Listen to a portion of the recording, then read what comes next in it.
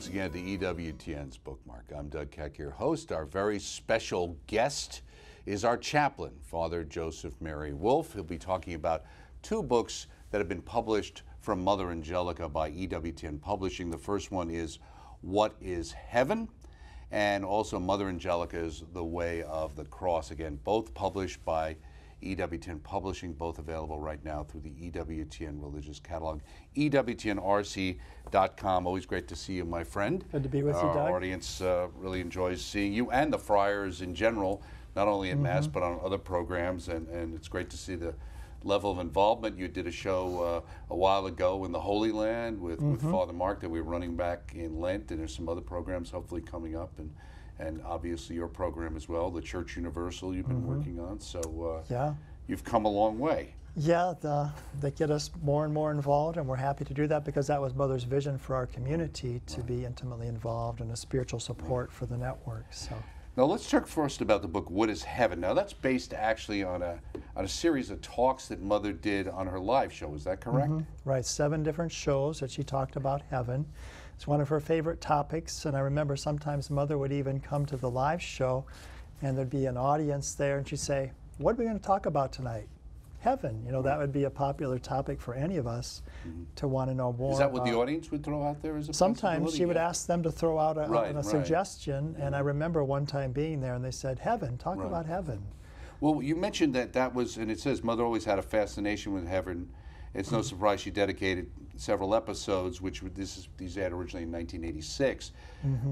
In knowing Mother and dealing with Mother, what is it about heaven that interested her so much? You know, her own family had some experiences of the other life too. And she relates those in this book actually about her grandfather. Her mother told her about an experience that her grandfather, Anthony, had. Right, which is in the book. It's in the book. Right. And so when he was dying, and he had been a very devout man, he loved Our Lady. She said that he would always tip his hat whenever Mary's name was mentioned. And when he was dying, Mother Angelica's mother, May, was there. And suddenly 2 people appeared in the room. And they said, Anthony. And he said, no, he turned away. Anthony, Anthony. And then it was like he recognized them for the first time. And he said, yes. And he died peacefully. So it was like, oftentimes, and you cover this often with Father Spitzer, he'll bring up near-death experiences and how often people will experience their deceased loved ones coming to bring them know, to eternity. And that happened in Mother Angelica's family too. Right. Well, it was interesting. Mother says, I believe we don't like to talk about heaven. We're so afraid it won't be anything like we're expecting, and so we begin to doubt. She says, on earth you and I want happiness, but life is fraught with a little bit of bitterness even when we're happy. That's because as soon as we have something that makes us happy, I thought this was great, we're afraid we're going to lose it. Happiness here on earth is always bittersweet. Bittersweet. That's how we experience it here on this earth. But in heaven, joy is going to be ever fresh. I like that. She says that joy is always going to be fresh. It's always going to be new. And so there's not going to be any diminishment of it. There's not going to be anything like here. We have good mixed with evil. We have beauty mixed with ugliness. We have, joy mixed with sorrow. Right. But in eternity, the joy is always going to be fresh. Right. She said, we live in an age when we delude ourselves about where real happiness is found. And so although we might have glimpses of that eternal life, we're not ready for it. And I think that's especially true today, as we found that I think we talk about it all the time, how Mother's words and messages are more profound today than maybe they even were 30 years ago. They sure are. And how we experience disappointment. And we would think, well, heaven is for eternity. There must be some disappointment. There must be, well, it's not all that I had hoped that it would be, because that's what we experience here on this earth. But that's not the case. Why? Because God is God, and He's inexhaustible. And for all eternity, we will experience His love in a new and deeper way, and we'll come to know Right, because our experience is that even something that's good, if we have too much of it, it goes on too long, it loses its impact. Yeah, she talks about how we get tired of smiling in this earth. So sometimes we have people that will come here, they want to take our pictures because they see us on EWTN, and you get tired of smiling, right? But Right. in heaven, that joy is always going to be something fresh, always something new. Well, there's just something where Mother's being a little self-deprecating. She says, for most of us, then, heaven in our mind is difficult, especially for those of us like me who don't have very creative minds. Now, Mother Angelica had an extremely creative. Yes, she had a wit and just insights that are so profound and that we're continuing to benefit from, and our viewers will always benefit as long as EWTN's on the air. Right. She mentioned that in this chapter, holiness in this life is not complicated. It consists of one thing, the will of God. Mm-hmm. So the tough part for people, though, is trying to figure out what that is sometimes, I think. Mm-hmm. You know, and this is a key, too, trying to figure out what God's will is. Well, we know many things that are God's will, and she even talks about that. Living our state of life. Mm-hmm. What are the challenges of my day-to-day life of living in charity and striving for virtue? That's God's will, Mm-hmm. living in accord with God's will. But there's really two ways that we can come to the end of our life. One is that it's kind of this wrenching of death. Mm-hmm. The other is that it's a transition. Why? Because we've lived in the will of God. All our lives we've wanted to live in a way pleasing to God. We've come to know Him in deeper and richer ways.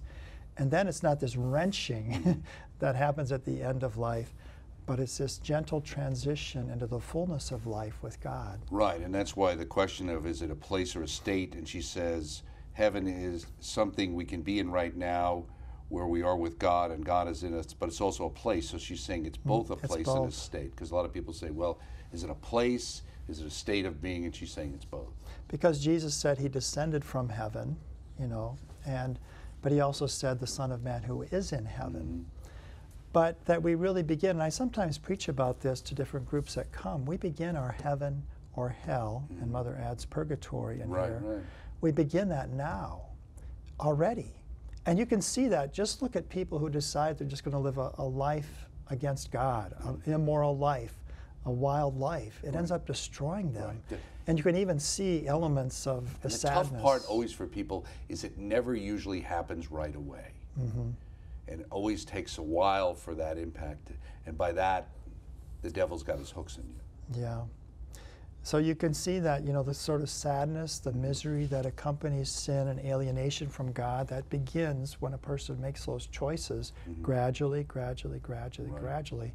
But even you can see it in people sometimes. You know, there can be frightful appearances that people have because they've so rejected God, they've disfigured themselves and Right. so on. It looks like the demonic. Right. But looks conversely, like somebody on methamphetamines. That's Yeah. what it looks like. Yeah. You know, that kind of stark contrast. You see an old picture and a new picture. That's Yeah. amazing. The deterioration that's gone on in somebody's life. Right? But conversely, we depict the saints with halos because there's a certain radiance, there's a joy, there's a vitality, there's a youthfulness that those that are living a godly life have. Now, are you familiar when Mother talked about this idea that our Lord talked about the difference between heaven, purgatory, and hell when she was talking about negatives and how she put those together? Because No. she talked about the idea that she says, one time I was making prints of photos, I had two negatives of the same layout, and the Lord said to me, Angelica, do you see those negatives? And I said, yes, Lord. He said, put them together. I put them together and they were perfect. I couldn't see the least bit of difference between them. They looked like one negative. And he said, that's heaven. When you see me face to face and my image is in you, is perfect at your death, you and I will be one. Then he said to me, move the negative a little bit. The image became blurred because of the distortion. He says, that's the image of purgatory. And then he said, separate them. I did, and each stood alone. He was saying to me, that's hell, when a soul looks at me at death and says, I don't love you, and they turn away. Yeah. So we had the print shop here, so she was probably talking about an experience Right, of exactly. that. Right. But joy is in union, you know, so union with God, union with others, a communion of the saints, and even union within ourselves. And so that's what the Lord wants for this unifying love and communion. We call, in fact, receiving the Eucharist Holy Communion. It's a union with the Lord, and in heaven that's going to be perfected. There's not going to be any of these differences, alienations, these tensions that we experience in this life, because that's all going to be purified, and there's going to be this union with God, union with one another. She says, she makes a point, death is not so much a judgment as a revealing light, which goes to what you were saying earlier. We're going to see the effects of our lives, the effects And she talks about how the effect we've had on the salvation of others, helping others grow closer to God. We're going to see that played out. Father Mitch talked about this on a show once too. He was asked the question, what's the difference between the particular judgment and the general judgment? Right. And he was saying in the general judgment, you're going to see how it all played out throughout history. Your actions, for good or for ill, how they affected others throughout history. Wow. Okay. Yeah. Mother also said that some people think that when we die and go to heaven, everyone will be there like a herd of cattle. Only Mother would say that. All in one place, but that's not the case. This is interesting. Remember, we aren't equal in anything. We don't look alike. We don't have the same intelligence. We don't have the same talent. We don't have the same money. We don't have the same anything. So in heaven, there will be degrees of glory. Yes. And that's something that's scriptural and things, but in these days of over-egalitarianism, you don't really hear much about that anymore, right? Yeah, we can say that God has a particular love for Our Lady, right? That's a unique love that He has for her. And nobody would begrudge that. Nobody would begrudge that. Right. And in heaven, too, we're not going to be envious, you know, somebody's got greater glory than me. I like what St. Anthony of Padua says. He says, I will delight in your glory as if it were my own, and you will delight in my glory as if it were your own. It's not going to be this competition or envy that we experience in this life, but we're going to delight in the glory that the other has. Right, and this dovetails into what you said earlier. Another thing is we have to understand is that joy in heaven is always going to be fresh, right? There will always be something new to be joyful about in heaven because God is infinite. There is no end to the things we can learn about Him. He will be forever new to us. I think that is the thing. People kind of think they're going to go to this thing and they're going to be bored. Right. And she talks about how the early Christians often thought about heaven, and they could be thrown to the lions, you know, be martyred, and they were singing songs. Why? Because they were looking forward to heaven and being with the Lord in heaven. And she says we must too often think of heaven. Think about our true homeland. I remember hearing a radio program, and Mother was talking about how she wanted to go when her time came. And she saw the child Jesus coming to her and say, come on, let's go, you know, to take her to the joys of heaven. And certainly, I'm sure that was an element of her passage into eternity. She says, you know, we could be loved by 10,000 people, but if one person hates us, our happiness is marred. We could be in a room where everyone loves us, but if one person who can't stand us walks in, our enjoyment of that gathering is suddenly gone. If we see God's will around us, our pervading joy won't leave us. Yeah, and that's the delight of heaven, right? There's not going to be any antagonism. There's not going to be any enemies. Right, like you were so saying. Right. We'll have the perfect communion of the saints, and we will delight in each other's glory and joy as if it were our own. It's interesting. We talk about that, and then Mother also talks about suffering, which is always central and always been central to Mother's mission. Suffering is the greatest scandal in the world today, she said. We keep hiding it. We take Jesus off the cross. We don't understand suffering at all, but Luke 6:23 tells us how we should react to suffering. And she even talks about the music of heaven. And so... You like that part. I like the music. I was interested in that, so I read that very carefully. And so she talks about the element of music that we think about, you know, the singing and those sorts of things. But then she brought in some things that I'd never thought about. How nature itself has a song, a symphony that it's singing. That even silence itself has a profundity of God in it, in that silence. And she talked about suffering like for example, loneliness. Is like you take an empty glass, and if you hit it, it has this tone that it rings out. And so even our suffering offered lovingly to God is like a hymn that we're singing to God. Mother mentions that when we hate and refuse to forgive, we're already living in a kind of hell, again, what we talked about on this earth. Now, in heaven, our friendship is not going to be determined by our social status. And then she talks about her own experience. She said, I used to envy all those kids in the Honor Society. And I remember trying to make friends with a girl who was president of the Honor Society. She looked down on me and said, who are you? And I said, nobody. Yes, she worked hard for her F's, she would say later. But then she talks about our knowledge in heaven. And that's going to be a delightful thing, isn't it, Doug? You know, here we wrestle, we try to learn, we try to study. But in heaven, like Mother talks about, our knowledge is going to be clear. It's going to be, you know, given to us directly. But you like wrestling, don't you? Well, yes. In the past you did, certainly. You were a bit of a wrestler there. Yeah, I was a wrestler in high Right, school. that's exactly. We will not have all the same degree of glory. This goes back to what she said earlier, but we're all equally happy with each other and with God. And that's the part of people understanding that just because there may be differences of that doesn't mean you'll be missing anything. Mm-hmm. Yeah.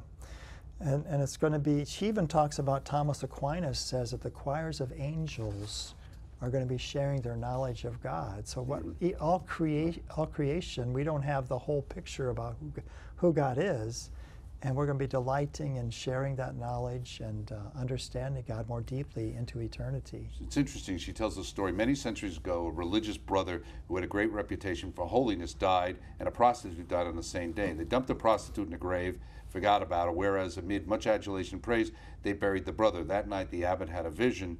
The brother was in purgatory, and he was going to be there for a long time, being purified of many sins, but the prostitute went straight to heaven. The prostitute had been genuinely sorry for the life she had led.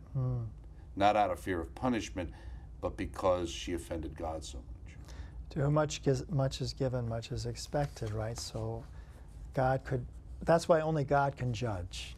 He's the only one that sees what a soul has been given, how they've responded to the graces that they've been given, or how they haven't. So he's the only one that can rightly and righteously judge. Right. I thought this was an important thing she said in the book.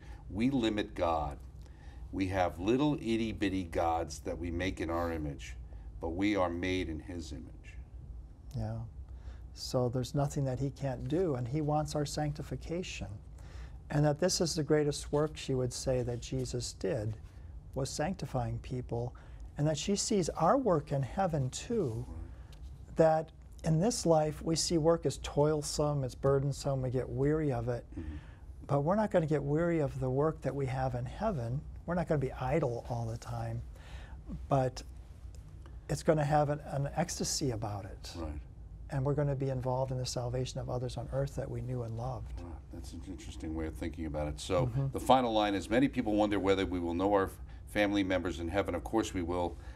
The memory is part of our soul. A lot of people want to know about that. That's Mother's take on what is heaven. Yes. That's the book. We also wanted to talk in the closing minutes of the show about another work that was gleaned from Mother Angelica. Mother Angelica's The Way of the Cross. This was edited by this one Father Joseph Mary Wolfe, MFVA, who happily decided to grace our program with being here. Now, what is the Timken Rolling Bearing Company, and what does that have to do with the Stations of the Cross in Mother Angelica's life? So Rita Rizzo, Mother Angelica's baptismal name, she worked at the Timken Roller Bearing Company. And she was making money to help her family.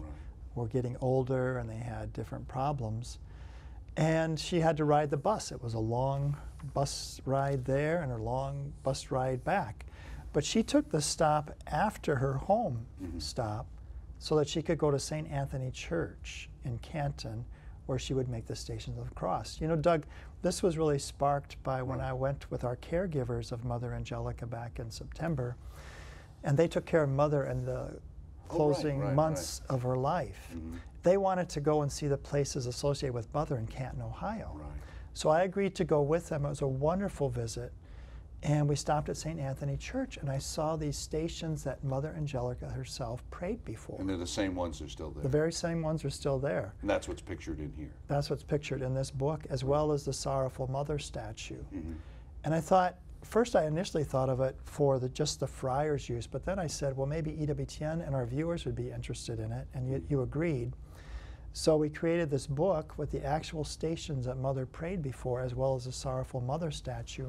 And that statue has an interesting history too, because when Mother was born and baptized, her mother entrusted her to the Sorrowful Mother. And then when Mother discovered her vocation, she entrusted it to Our Lady, our Sorrowful Mother there. Now, was that the same location where that occurred, or was that a different location? It's at the same church. It was, okay. I think it's the statue is now in a different location, but there was a side altar. It was the same church and the same statue. And that's the one that's also pictured in here as well, I thought it was interesting too. You talk about Mother being drawn to the sufferings of our Lord and His Mother, and she even mentions to you, Mother was an evangelist of the Stations of the Cross. One day, some Father Joseph Mary, a young friar. So this was a long time ago. This was right? early on. Okay. Mother's Franciscan missionaries stopped and talked with the abbess, and she said about something that was troubling. Her first reaction was not to ask. She wanted to know, do you pray the Stations of the Cross? And what'd you say? And I didn't answer. I just listened, because she said, you need to make the stations every day. Why? Were you surprised that that was her question? Yeah. Right. And she had a plaque there, and she showed it to me, of the 14 stations on this single plaque. Mm-hmm. And it was on her desk. This was her first office, and the hallway it's an editing suite, because her office got moved elsewhere. Right. And so I was in there talking about something, and she said, you need to make the stations every day. Mm. And because when you make the stations, it's like the Lord gives you strength. His suffering and meditating on his suffering gives you strength in your own suffering. There's something that's given to you. Mm-hmm. That the courage with which he went through his cross, he gives you a share in that courage and strength to be able to do it. So she knew that, and she knew that how beneficial that would be, to pray the Stations of the Cross regularly. Right, and that's advice she would give to a lot of people. Yes. If it came up. Who was St. Leonard of Port Maurice? So he was perhaps the one who promoted the Stations of the Cross more than anyone else in history. He lived in the 1700s. He's a Franciscan. He was a great preacher, and he preached parish missions. In fact, he's a patron for preachers of parish missions. But he preached for 40 years all over Italy, and he set up the Stations of the Cross in almost 600 places. Mm-hmm. Wherever he preached a mission, he set up the stations. And he said, just try praying the stations. You're going to find that the clouds are going to lift. Mm-hmm. Life is going to be a little bit lighter for you. And you think, that doesn't really make sense. You're going to meditate on his suffering. Well, that's the thing. Mm-hmm. It's classically counterintuitive, right. For which our religion is all the time. But right. The sign of contradiction, our Lord was obviously dying on a cross. So, but yeah, you would think, we think of Lent and being penitential, and that's right. where you go and you tie into our Lord's suffering. But what happens is that your burdens seem lighter. Mm-hmm. So my cross can seem so heavy, and I seem so isolated in this suffering, and I'm kind of wallowing in my own misery. But then when we look at Jesus, he walked the way of the cross. Mm-hmm. And the sufferings I have are elements of his own suffering. And that again, he's going to give me courage in my suffering to carry my cross with him. Right. His cross was not meaningless, and neither is mine. It's like, on a modern way, the movie The Passion impacted people. Right. By seeing the stark nature, mm-hmm. effectively, of what were the Stations of the Cross. Right. Being acted out. And these are the words, I believe it's the words, is it Father Maurice whose words are homily or something is at the beginning mm-hmm. of the book? And right. I thought this was interesting. Every time there's a question of erecting the way of the cross anywhere, 100 objections are raised immediately in order to obstruct such a great good. And where does the evil influence come from? Do not be surprised when I tell you it is the devil who knows the way of the cross to be a precious mm-hmm. source of holy thoughts right. and devout meditations and good resolutions, and so foresees many defeats for himself. This was actually a homily he gave when he set up the stations at the Colosseum. Right. And we know that recent popes, on Good Friday, as Pope Francis recently did, makes the Stations of the Cross there at the Colosseum. Well, St. Leonard of Port Maurice set them up in 1750. He was 73 years old, and we have included in here elements of his homily that he gave right. on that day. But yes, the devil realizes that it's through the cross mm-hmm. that our salvation has come. And we can think of others like St. John of the Cross that said, in order to get to union with God, you got to go through the thicket of suffering. Mm-hmm. So suffering is an element of this life. The cross, however, is made of wood. It's temporal, mm-hmm. but the crown is, as we talked about earlier, is made of glory. It lasts forever. Right.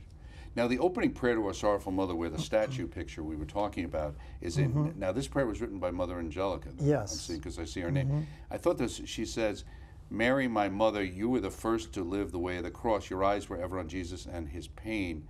Take my hand as I make this way of the cross." Yes, so Mary was the first one to walk with him, right? We remember that in the right. Station of the Cross. He meets his mother, and he's also there at the foot. She's also there at the foot of the cross. So she was there. She walked the way of the cross. And St. Bridget believed that Our Lady told her that she continued to walk these ways and remember the redemption of Jesus. Right. So, And just the imagery of Mother asking Our Lady to go with her. Yeah. And that we should always be inviting Our Lady, the saints, whatever, to help us on our own pathway, right? Right. And Mary, better than anyone, she's the perfect disciple. Right. And we have that together with the exaltation of the cross. We have also the Sorrowful Mother in the liturgical calendar. So Mary can teach us how to suffer well, to love in the midst of our sufferings, and she will help us to follow Jesus more perfectly. And as a closing prayer at the end, by Mother says, "Teach me the lessons contained in my cross, the wisdom of its necessity, the beauty of its variety, and the fortitude that accompanies even the smallest cross." Thank you so much, Father Joseph Mary Wolfe, for talking about these books by Mother Angelica.